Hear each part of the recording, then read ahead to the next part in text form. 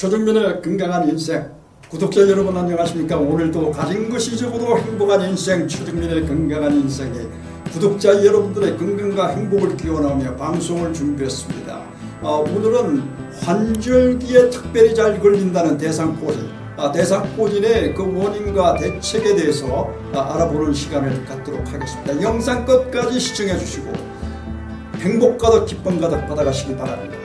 EBS 명인으로 유명한 김찬 교수님은 대상포진의 정의를 이렇게 내놓고 있습니다. 대상포진이란 허리띠 모양과 같던 숫부와 발진이 몸의 부위에 생긴다고 해서 대상포진이라고 하는데, 이러한 대상포진은 어릴 때 수두 바이러스를 알았을 때 이러한 수두 바이러스로 인한 바이러스가 신경근의 뿌리에 붙어 있다가 이것이 우리 몸의 면역력이 약해졌을 때, 면역력이 약했을 때 이것이 발현된다고 하는 것입니다.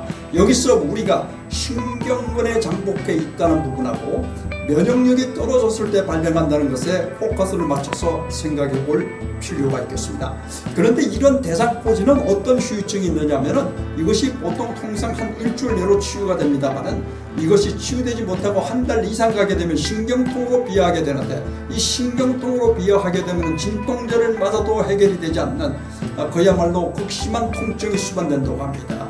이 극심한 통증이라는 것은 해당 부위에 옷깃만 스쳐도 극심한 통증을 느끼는 그런 현상을 의미한다고 하는 심각한 후유증을 안고 있는 질병이 되겠습니다. 이러한 대상포진의 발병 부위를 살펴보면 이 인체도를 살펴보시게 되면 인체도에서 머리 두부 부분과 몸통 등짝 부분이 있고 그 다음에 다리 부분이 있는데, 발병 빈도가 가장 높은 것이 가슴 등 이렇게 몸통 부분이 가장 많이 발생하고 그 다음에 얼굴 두부 부분이 두 번째, 그 다음에 다리 밑에가 가장 적은 빈도로 발병이 된다고 합니다. 이러한 대상포진에 대한 예방 대책은 첫째 생각할 수 있는 것이 예방 백신이 되겠습니다. 어느 구독자님이 예방 백신을 한번 맞았는데 영원한 것 아닌가요? 이거 주사 한 대 맞으려면 비용이 굉장히 비싸던데 이거 어떻게 되는지 좀 조사 분석해서 방송을 해주시면 좋겠습니다. 그런 요청을 받고 오늘 제가 팬서비스 차원에서 준비를 했습니다. 그런데 저도 뭐 알겠습니까? 그래서 분당 지역에서 이름난 내과 전문, 엔도내과 전문의 홍승감 박사님에게 자문을 구했습니다. 그래서 홍승감 박사님이 상세하게 설명을 해주셔서 그 내용을 가지고 예방주사 요법에 대해서 설명을 해드리도록 하겠습니다. 예방주사에 대해서는 조스트박스라는 백신이 있고 싱그렉스라는 백신이 있습니다. 그런데 조스트박스라는 백신은 비교적 가격이 저렴합니다만 이 백신은 항체가 오래가지 못하고 또 주사를 맞아야 되는 그런 문제가 있고, 그 다음에 면역력 저하자나 임산부나 항암제와 같은 면역력을 떨어뜨리는 치료를 받으시는 그런 환자에게는 투여를 하지 못하는 문제가 있다고 합니다. 반면에 싱그렉스라는 백신은 개량형으로 나왔는데 두 번을 맞게 됩니다. 그런데 이 싱그렉스 백신은 항체의 지속 기간이 길고 그 다음에 면역력 저하자나 임신부나 면역 저하의 주사 요법을 받는 분들도 주사가 가능하다고 합니다. 반면에 비용이 조스트박스보다 두 번을 맞아야 되기 때문에 그와 합한 비용이 조스트박스보다 3배 정도가 높다고 합니다. 그래서 우리 이런 생각을 해볼 수가 있습니다. 무전유병, 유전무병이라는 속담이 있습니다.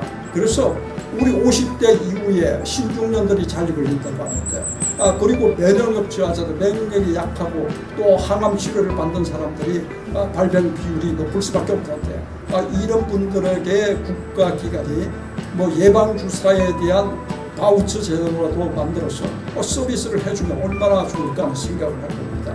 구독자 여러분 어떻게 생각하십니까? 생각이 공감이 가시면 이 영상을 많이 퍼날라 주시기 바랍니다.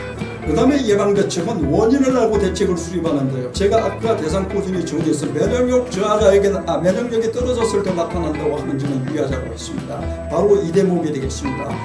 바로 예방대책 중에서 중요한 요소가 면역력이 떨어지지 않도록 잘 관리하는 건데, 이것은 적절한 운동이 제일 좋습니다.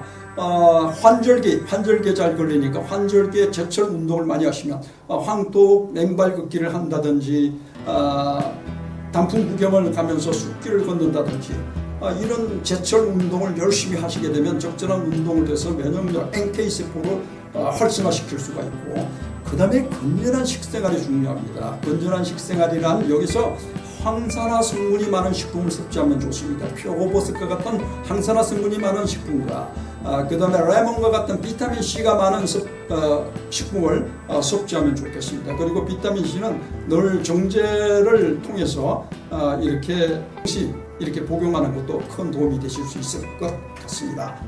그 다음에 생각해야 될 부분은 살코기인데, 이 살코기는 우리가 면역력을 활성화시키기 위해서는 적정한 살코기의 섭취가 필요합니다. 그런데 한 가지 문제점은 당뇨병이 있으신 분들은 기름진 음식을 많이 먹을 수가 없기 때문에 이 부분을 유의해야 될 것 같습니다.